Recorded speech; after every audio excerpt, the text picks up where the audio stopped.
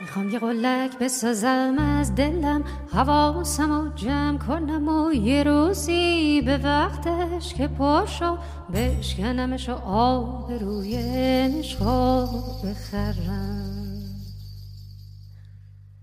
میخوام یه قلک بسازم از دلم که وقتی که صبح شد که رد شد تمام بددلی ها، تمام دلخوری ها، تمام لحظه هایی که سر شد به ترس و به وحشت از این که یار نباشه، رفیق و پا نباشه، به عهدش وفا نباشه.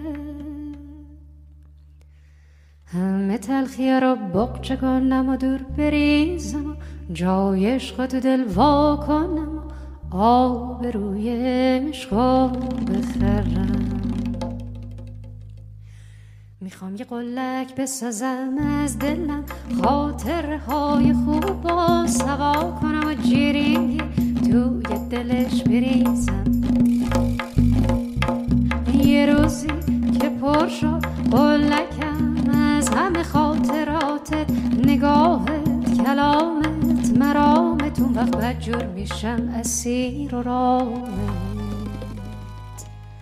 چادرم و سر میکشم، سرمه میکشم به چشمام، خنده رو میشونم رو لبهام، پاشنه ها رو ور میکشم، روونه میشم به بازار، به جایی که عشق و عاشقی حراجه.